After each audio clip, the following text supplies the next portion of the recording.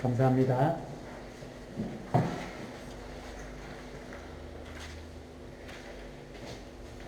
우리 은혜로운 찬양이 우리 마음속에 더 하나님의 말씀을 사모하게 하게 하고, 또 이 시간 또 하나님의 말씀을 통해서 우리 가운데 또 놀라운 역사가, 변화의 어떤 물결들이 일어나기를 원합니다. 오늘은 성경 본문 에스겔서 11장 17절에서 20절 말씀을 가지고 개척교회, 리콜, 개혁교회라는 제목으로 여러분과 함께 하나님의 말씀을 나누기를 원합니다. 지난 주간 제가 저희 교회 카페가 있습니다. 근데 그 교회 웹사이트죠. 혹시 여러분들 중에 교회 웹사이트를 보시고 예배에 찾아오신 분들도 계실 거고, 또 간혹 저희 교회 웹사이트를 찾기가 어렵다고 하는 분들도 있습니다. 근데 제가 지난 주간에 목회 칼럼을 쓰면서 개혁교회와 개척교회에 관한 글을 쓴 적이 있습니다. 개척교회에 출석하는 교인들이 대개 다 그렇지는 않지만 일반적으로 사람들이 인식하는 이 개척교회는 불편하게 느껴집니다. 작기 때문에 좀 조용히 숨어서 좀 이렇게 편안하게 예배드리고 신앙생활 하는 분들은 개척교회에 나오는 것이 불편하지요.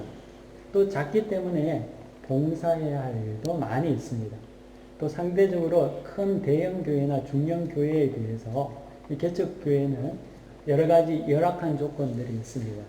그래서 이모저모 어떤 불편한 이유 때문에 많은 사람들이 개척교회는 쉽지 않다고 생각하죠. 불편하게 생각한다는 겁니다.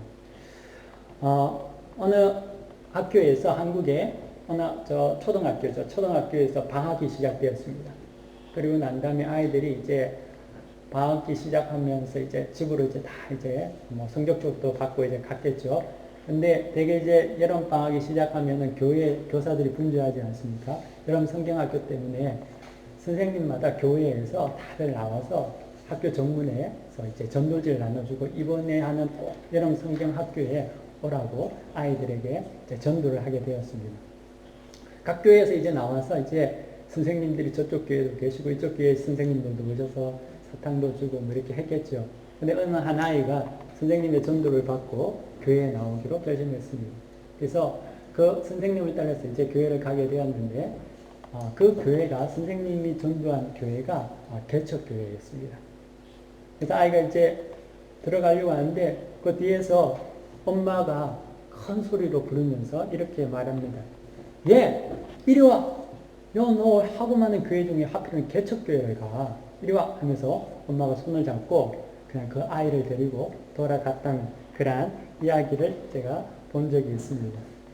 이 시대의 풍조 자체가 모두가 대기업 또는 인류기업에 들어가기를 원하고, 또 좋은 곳으로 가기 원하기 때문에 부모 마음도, 부모 신경도 사실 교회를 갈 거면 이왕 개척교회, 자원교회 나가지 말고 큰 교회, 대형 교회에 가라는 그런 심리가, 그런 마음들이 있다는 거죠. 사실 그거는 교회 오는 사람만이 그런 것 아닙니다.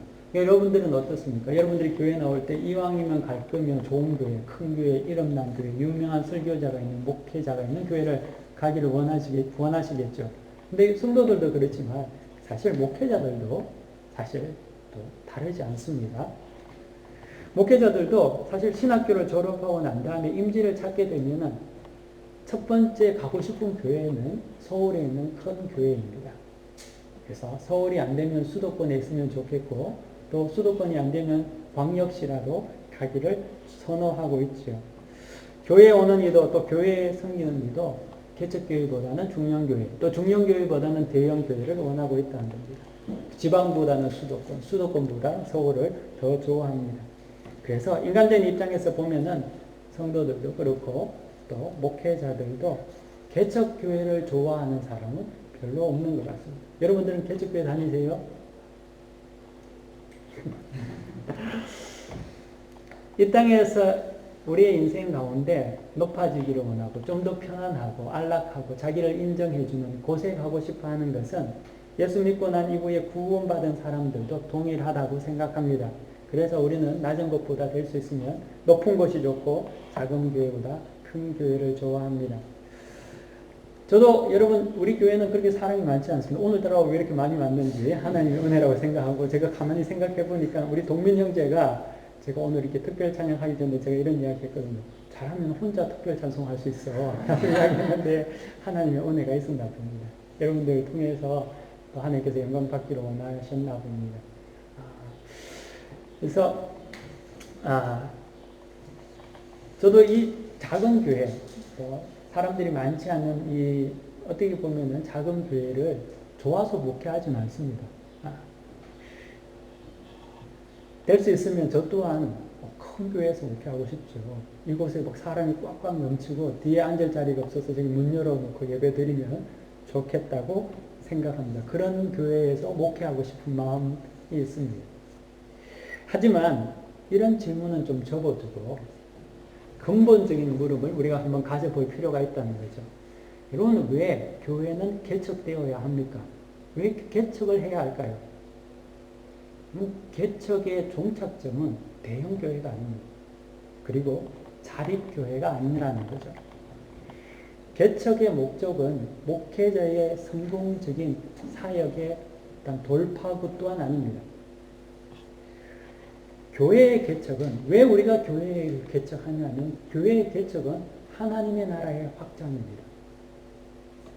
첫째는 개인적으로 사람들에게, 각 개인에게 우리가 죽을 수밖에 없는 우리의 죄의 범죄를 통하여서 우리는 원죄였던 죽을 수밖에 없는 모습을 가지고 태어났지만 예수 그리스도를 통하여서 그 인생들이 예수님을 알게 되고 그로 말미암아 영생으로 이동하는 인생 개척, 인생을 개혁하는 것이 교회를 개척하는 이유입니다. 교회가 생겨야 할 이유라는 거죠. 두 번째로는 하나님의 나라의 확장입니다.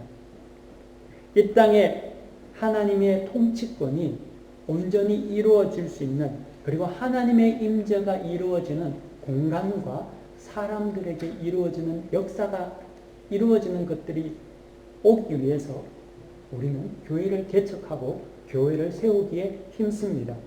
그리고 이 일에 목사가 쓰임받고 많은 믿음의 사람들이, 하나님 앞에 선택받은 자들이 쓰임을 받는다는 거죠.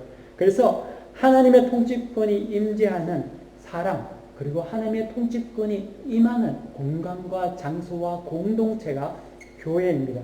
그리고 그로 인하여서 이 땅이 회복된다는 거죠. 그 회복의 역사를 위해서 우리는 교회를 세우기를 힘쓴다는 거죠. 단지 대형교회, 목회자의 성공적인 돌파구를 마련하기 위해서 교회를 세우지 않습니다. 오늘 성경 본문에서 말씀하시는 에스겔서에서 말씀하는 하나님의 말씀과 같이 교회는 내가 그들에게 한 마음을 주고 그 속에 새 영을 주며 그 몸에서 돌 같은 마음을 제거하고 살처럼 부드러운 마음을 주어 내 율례를 따르며 내 규례를 지켜 행하게 하리니 그들은 내 백성이 되고 나는 그들의 하나님이 되리라. 이것이 교회의 존재 목적이라는 겁니다. 하나님의 통치권이, 하나님의 임재가 우리의 각 심령에 임해서 우리가 그 하나님의 백성이 되고 하나님의 자녀가 되는 이 일들을 이루기 위해서 교회는 세워지는 것이죠. 우리가 착각하는 것 중에 일반적인 오류는 대형교회에 하나님의 임재가 있다고 생각하는 것입니다. 하지만 사랑하는 여러분, 대형교회이기 때문에 하나님의 임재가 있는 것이 아니라 하나님의 임재가 있었기 때문에 교회가 확증되고 커질 수 있습니다. 마치 예수님이 하나님의 말씀을 전거했을 때 많은 군중들이 예수님에게 모여든 것 같이 그 하나님의 임재 때문에 사람이 모여드는 것이죠. 하지만 지금 이 시대는 하나님의 임재, 하나님의 통치권과는 별 관계가 없이 살아가는 것 같이 보입니다. 단지 건물의 크기와 사람의 수가 중요하다는 거죠. 외형이 크면은 그곳에 하나님의 임재가 있다고 착각하며 살아간다는 겁니다.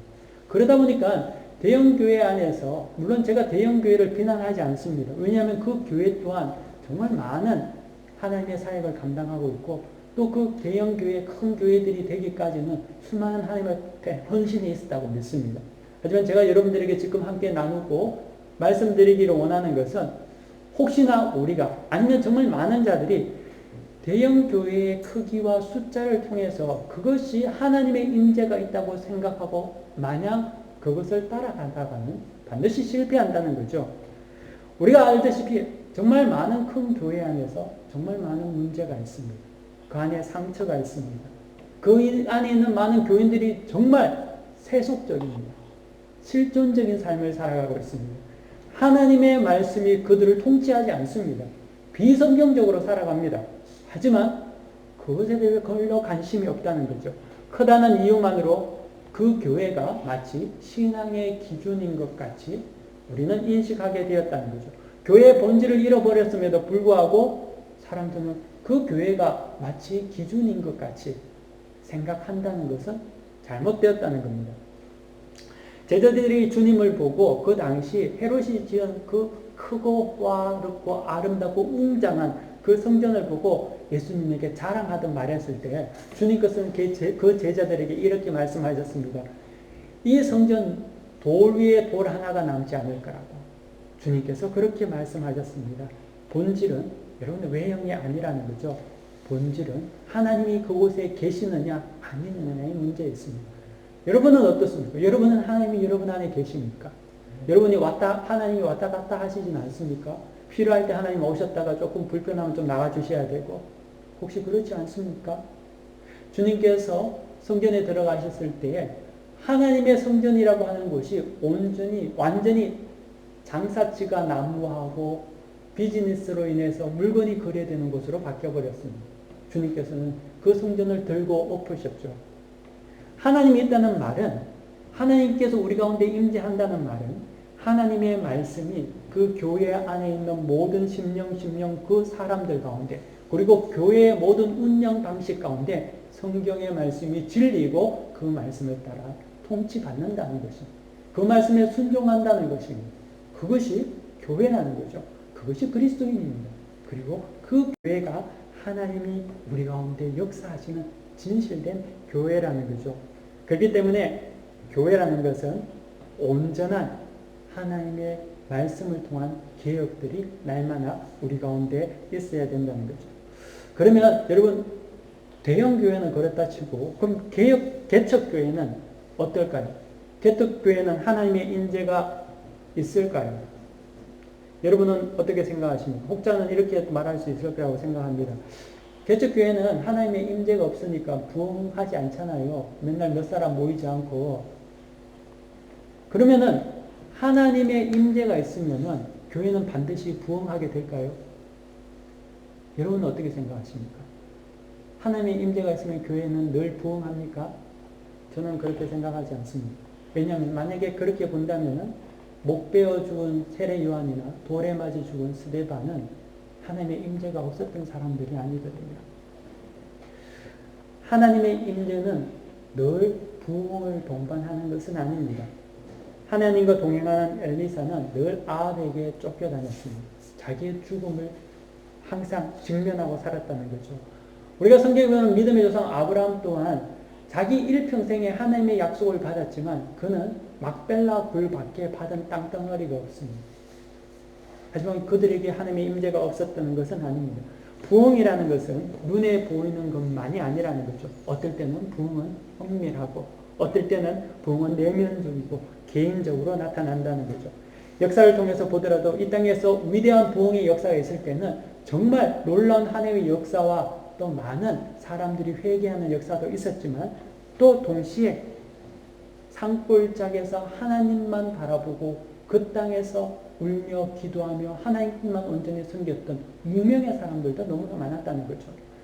저는 우리가 죽고 난 이후에 하나님 나라에 들어갔을 때 그런 자들을 만날 거라고 믿습니다. 여러분들 가면 베드로 있고 뭐 요한 있고 스데반 있고 유명한 뭐 그런 어떤 사람들만 있다고 생각할지 모르지만 우리가 전혀 알지도 못했던 무명의 사람들이 이 땅을 섬기다 하나님 앞에 분명히 많은 간사들이 있다는 거죠.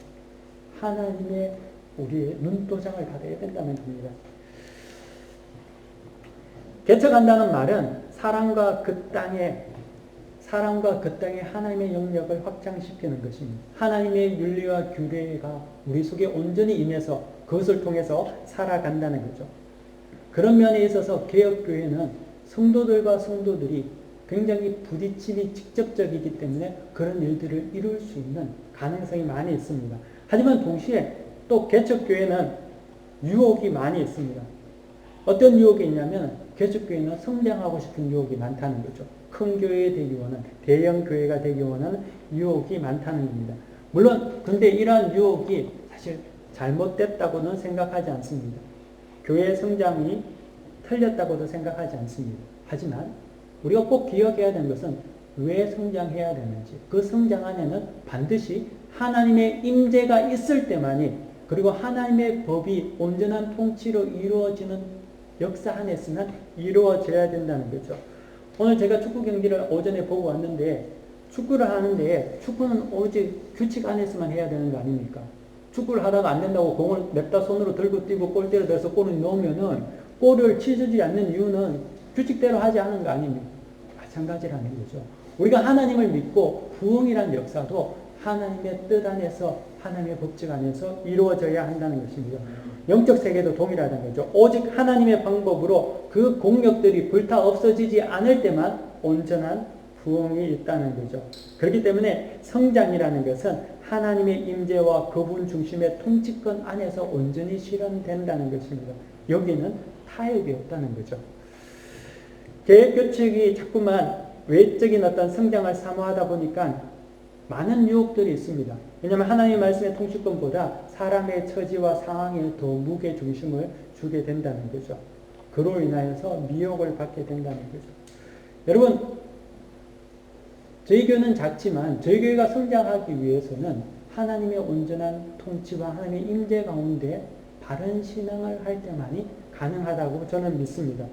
왜냐하면 여러분, 우리는 모두가 죄인이기 때문에 이 땅에서 살아갈 때 바르게 살 수 있는 여지가 별로 없습니다. 여러분, 지난 주간 정말 하나님 앞에 정직하고 순결하게 살았습니까? 우리는 늘 문제가 많습니다. 그렇기 때문에 교회 안에는 많은 문제들이 있습니다. 거짓말이 있고, 자아중심적인 생각이 있고, 시기와 비방과 탐심과 노타짐과 또 여러 많은 문제들이 있다는 거죠. 하지만 바른 하나님의 말씀을 가지고 그런 부분들에 대해서 이야기한다는 것이 사실 그렇게 쉬운 일은 아니라는 거죠. 예를 들면은 교회 안에는 요즘에는 워낙 많은 사람들이 이혼을 하지 않습니까? 근데 교회 안에서 이혼하는 사람들이 한두 명 있단 말이죠.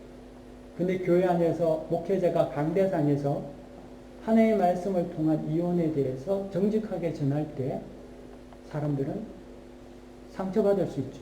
또 한편으로는 목사가 오늘 왜 나를 자꾸만 그렇게 생각하냐고 그렇게 생각할 수 있다는 거죠. 또 교회도 하나님의 말씀을 온전히 전파하려고 할 때 두려움이 있습니다. 혹시나 이 말씀을 전하면 교인들이 떨어져 나가지 않을까? 교회에 자꾸만 늦게 예배 나오는데 예배 일찍 나오라고 하면은 떨어져 나가지 않을까? 이런 생각들이 말씀을 전하는 선포자에게는 있단 말이에요. 그런데 작은 개척교회 같은 경우는 그게 두렵거든요. 그 말씀을 등하면 갔더니나 없는데 다 나가버리면 어떻게 하겠어요?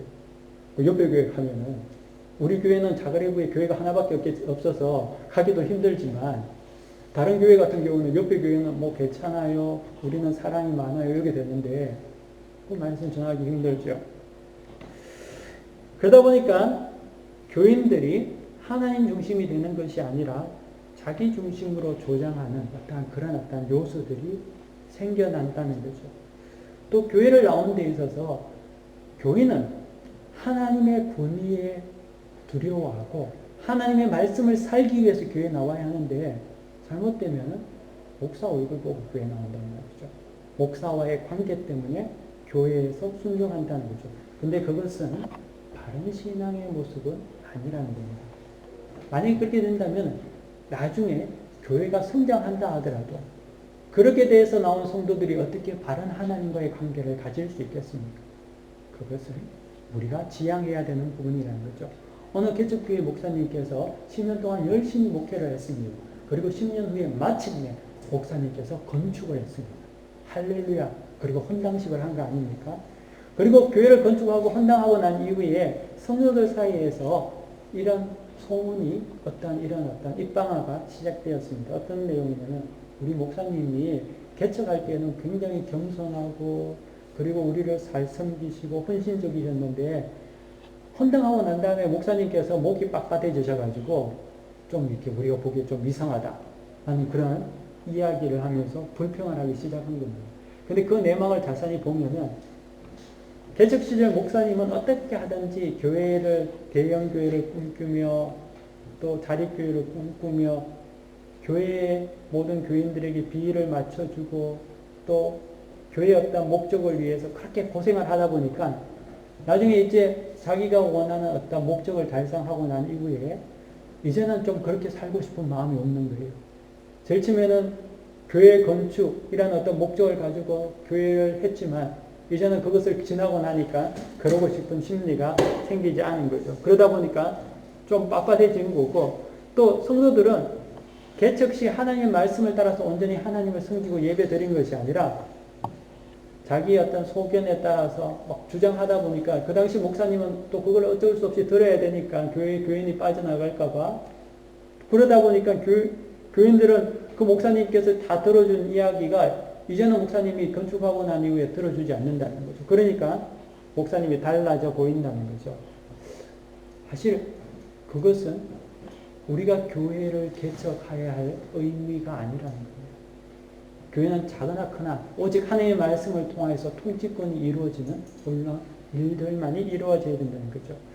여러분 개척교회라는 용어는 장로교 헌법상에는 없습니다. 개척교회의 사전적인 의미를 찾아보니까 개척교회라는 것은 교회가 없는 곳에 새롭게 세우는 그것을 개척교회라고 합니다. 개척하는 교회는 당연하게 사람이 없죠. 왜냐하면 교회가 없는 곳에 하나님을 믿는 사람이 없는 곳에 교회를 개척하니까 당연하게 없는 것 아닙니까? 그리고 하나님을 전함으로써 교회가 생겨나는 과정이기 때문에 개척교회는 작을 수밖에 없습니다. 제가 소속되어 있는 장로교 헌법에 따르면은 개척교회라는 정의 자체가 없습니다. 대신 20명이 넘지 않는 곳을 교회라고 하지 않고 기도처라고 합니다. 그리고 20명이 넘게 되면 또 20명이 세례교인이 모이면 그때부터 교회가 되는 것이죠. 그래서 법리적인 의미에서 본다면은 우리가 있는 이 예배당, 이 교회는 교회가 아닙니다. 이 교회는 기도처라는 거죠. 지난 5월 첫째부터는 제가 우리 교회에 우리 예배 후에 기도의 장소로 우리를 함께 기도하겠다고 제가 광고를 하고 선포를 했습니다. 왜 우리가 기도해야 합니까? 실제적으로 이곳이 기도처이기 때문입니다. 그래서 기도하는 것이 당연하죠. 또 동시에 더욱 중요한 의미는 교회가 없는 곳에 교회를 세울 수 있는 유일한 방법은 기도밖에 없다는 겁니다. 왜냐하면 하나님의 은혜, 예수를 믿는 것은 하나님의 성 역사밖에 없다는 겁니다. 그렇기 때문에 우리는 온전히 하나님 앞에 기도함으로 말미암아 하나님의 은혜를 입어야 된다는 거죠. 그 은혜의 임재가 기도 안에서 이루어진다는 겁니다. 그래서 기도처라는 명칭이 굉장히 일리가 있습니다. 성도는 기도를 통해서 하나님의 역사를 맛볼 때 하나님의 권위에 참 순종한다는 거죠. 기도할 때 온전한 믿음이 생겨난다는 거죠. 그래서 저는 우리 교회가 정말 더 많이 기도하는 교회가 되기를 원합니다. 사실 제가 그 부분에 대해서 회개합니다. 왜냐하면 저는 하나님 앞에서 바른 말씀을 들으면 여러분들이 사람들이 변화될 거라고 하지만 동시에 기도의 역사가 있어야 된다는 것을 다시금 깨달아 알았다는 거죠. 그래서 우리 교회는 하나님 앞에서 날마다 더욱더 기도하는 그런 교회가 되어야 할 겁니다. 구원은 오직 믿음으로 말미암아 이루어지고 또 그 믿음은 하나님의 바른 말씀을 들을 때 가능합니다. 그리고 그 가운데 온전히 기도할 때 이루어진다는 거죠. 그리고 이 교회는 우리가 하나님 앞에 우리 자신의 주장만을 가지고 하나님 앞에 나오는 그런 교회가 아니라 하나님의 말씀을 온전히 듣고 하나님의 권위에 순종할 때 이루어진다는 겁니다. 그렇기 때문에 교회는 날마다 개척할 때 아니면 큰 교회든 개척교회든 날마다 개혁되어야 합니다.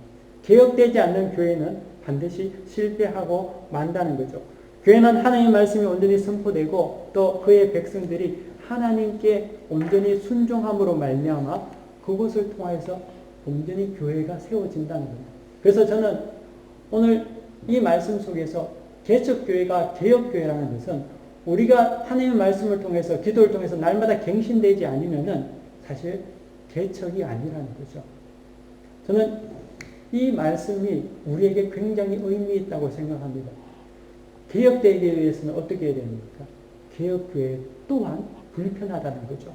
개척교회는 사람이 적고 할 일이 많아서 불편할지 모르지만 개혁교회는 날마다 우리의 죄를 끄집어내기 때문에 불편한 겁니다. 하나님 앞에 똑바로 순종하며 살기 위해서 우리가 우리 자신의 기도가 괴로워져야 된다는 거예요. 하나님 말씀에 순종하기 위해서 우리 자신을 쳐야 한다는 것이죠.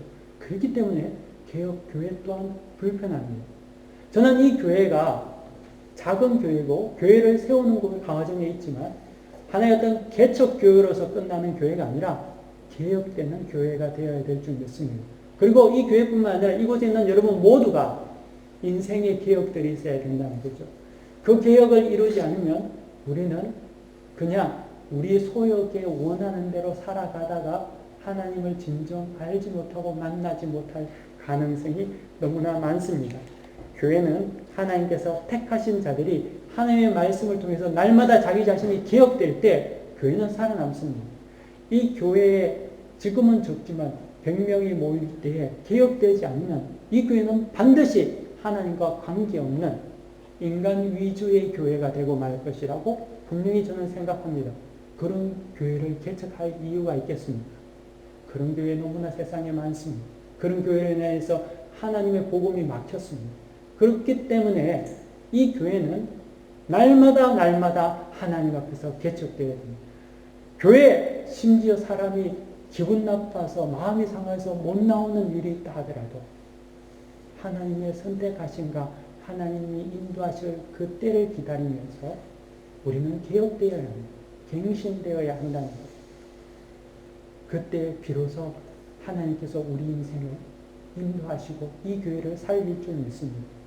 사랑하는 여러분, 여러분들께서 이 하나님의 말씀에 순종하시고 또 혹시나 여러분들 이곳에 방문하신 분들 또한 교회를 위해서 기도해 주시기를 원합니다. 오늘 성경 본문에서 말씀하시는 것 같이 내가 그들에게 한 마음을 주고 그 속에 새 영을 주며 그 몸에서 돌 같은 마음을 제거하고 살처럼 부드러운 마음을 주어 내 율례를 따르며 내 규례를 지켜 행하기 하리니 그들이 내 백성이 되고 나는 그들의 하나님이 되리라. 이것이 이 교회의 목적이고 대형이든 개척이든 작은 교회든 상관없이 온전한 우리가 이루어야 할 우리 속에서 우리가 갱신되어야 할 하나님의 말씀일 줄 믿습니다. 어떤 순간에도 이 말씀을 기억하시고 여러분들이 온전한 하나님의 백성으로서 승리하시는 모두가 되시기를 간절히 축원합니다. 다 함께 기도하시겠습니다. 거룩하신 하나님 아버지 감사합니다.